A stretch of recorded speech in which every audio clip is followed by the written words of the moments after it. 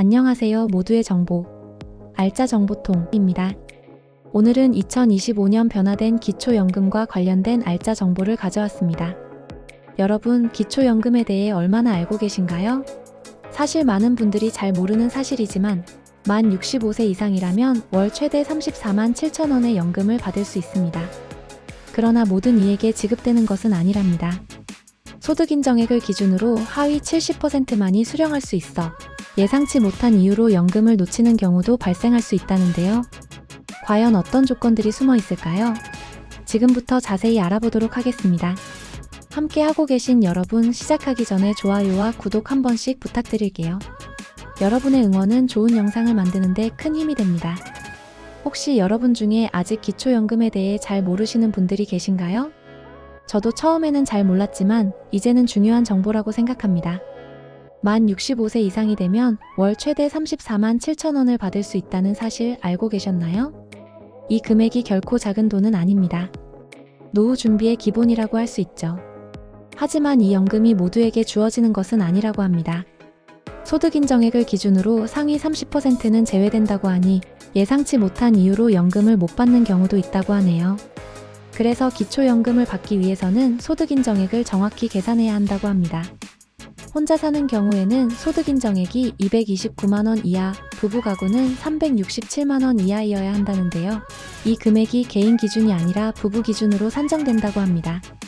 또한 요건이 충족되면 부부가 동시에 연금을 받을 수 있지만 이때는 20% 감액된다고 하네요. 그런데 잘못된 판단으로 연금이 깎이거나 아예 못 받는 경우도 있다고 하니 지금 연금을 받고 계신 분들이나 앞으로 받을 가능성이 있는 분들은 주의하시는 게 좋겠습니다. 우리 시니어 분들 중에서 본인 명의의 집이 없어 자녀 집에 거주하시는 경우가 많으신데요. 이런 상황에서 내 재산이 없으니 당연히 기초연금을 받을 수 있겠지라고 생각하실 수도 있습니다. 하지만 이게 꼭 그렇게 간단한 문제는 아니라고 하네요. 자녀의 집에 무료로 거주하는 경우 그 집의 가치가 소득으로 간주될 수 있습니다. 예를 들어 자녀나 배우자 명의의 주택에 살고 있다면 그 집이 6억 원 이상의 가치를 가지고 있을 경우 집값의 0.78%가 연소득으로 계산되어 기초연금 수급에 영향을 미칠 수 있습니다. 6억 원 주택에 거주하면 월 39만 원이 소득으로 잡히고 10억 원 주택이라면 월 65만 원이 소득 인정액으로 반영되죠. 물론 집값이 6억 원 이하라면 이런 걱정을 하실 필요는 없습니다. 또한 재산을 자녀에게 증여했다고 하더라도 그 재산으로 인한 소득 인정액은 일정 기간 동안 계속 소득 인정액으로 반영됩니다. 이는 기초연금 수급에서 제외될 수 있는 중요한 요인 중 하나입니다. 따라서 이런 부분들을 충분히 고려해 보셔야 합니다. 그리고 살다 보면 성인이 된 자녀가 부모의 명의를 필요로 할 수도 있습니다. 특히 자동차 구매 시 부모와 공동 명의를 통해 보험료를 절감하려는 경우가 많죠.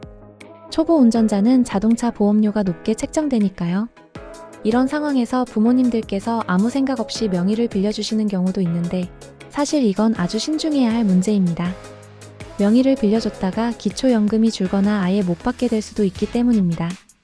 기초연금을 받고 있는 부모라면 자녀에게 명의를 빌려주기 전 꼭 알아두셔야 할 것이 있습니다. 바로 차량 가액을 따져보는 것입니다. 지역가입자 건강보험료를 산정할 때처럼 기초연금 수급 대상 선정 시에도 차량 가액을 따져봅니다. 배기량 3000cc 이상 또는 차량 가액 4천만 원 이상인 고급 승용차를 등록하면 기초연금 대상에서 제외될 수 있습니다. 이 이유는 차량 가액 전액이 월 소득 인정액으로 반영되기 때문이죠. 지분이 몇 % 안 된다고 그 가격만큼만 재산으로 보는 것이 아니라 단지 1%라도 명의가 들어갔다면 차량 가액 전체가 소득 인정액으로 반영됩니다. 혹시 여러분 중에 내가 기초연금 수급 대상자가 되는지 궁금하신 분들은 기초노령연금 홈페이지에서 소득 인정액을 모의 계산해 보시는 것을 추천드립니다. 연식별, 차종별로 모두 조회가 가능하다고 하니까요. 직접 확인해 보시면 좋겠죠. 요즘 자녀들이 취업이 어려운 상황이다 보니 사업을 시작하면서 부모님의 명의를 빌리는 경우가 많다고 하네요. 자녀가 사업을 시작할 때 부모의 명의를 사용하는 이유 중 하나는 종합소득세 절세 때문입니다. 개인 사업자가 부모와 공동 명의로 사업을 운영할 경우 세금 부담을 줄일 수 있죠. 그런데 이렇게 명의를 빌려주면 사업소득이 부모의 재산으로 반영되어 기초연금이 깎이거나 아예 받을 수 없게 될 위험이 있습니다. 우리 대상자분들께서는 이 점을 꼭 유의하셔야 합니다. 또한 자녀가 부모의 통장을 빌리는 경우도 있습니다. 왜 통장을 빌릴까요? 바로 65세 이상 노인들은 비과세 종합저축계좌를 통해 이자소득세 15.4%를 감면받을 수 있기 때문입니다. 그러나 이렇게 부모 명의의 통장으로 자금을 운용하면 부모의 금융재산으로 간주되어 소득 인정액이 증가하게 되어 기초연금을 받을 수 없을 수도 있습니다. 또한 기초연금이 생각보다 깎여서 나오는 경우가 있습니다. 바로 소득 역전 방지 감액 제도 때문인데요. 기초연금은 월 소득 인정액이 일정 기준 이하인 경우에만 전액 지급됩니다. 예를 들어 월 소득 인정액이 229만 원인 사람이 34만 원의 기초연금을 받으면 총 소득이 263원이 되어 더 높은 소득인 사람보다 많아지게 됩니다. 이것을 막기 위해 월 소득 인정액이 229만 원인 사람은 기초연금을 34만 원이 아닌 12만 원만 받게 되죠. 소득이 늘어나면 연금이 줄어드는 이런 상황 정말 주의가 필요합니다. 그렇지만 이게 다가 아닙니다. 은퇴 후의 삶에 닥칠 다양한 문제들을 생각해보면 모든 것이 결국 돈으로 귀결됩니다. 평생 모은 재산이 20년도 채 못 가서 사라지고 노후 파산이라는 말이 현실이 될 수도 있습니다. 치매와 같은 노인성 질병은 두렵고 의료비와 간병비 등 인생 최대의 경제적 손실이 닥칠 수도 있습니다. 요양원 입소도 높은 비용 탓에 쉽지 않죠. 자녀의 도움을 받기에도 눈치가 보이고 다시 백수가 된 자녀가 돌아오는 문제도 생길 수 있습니다.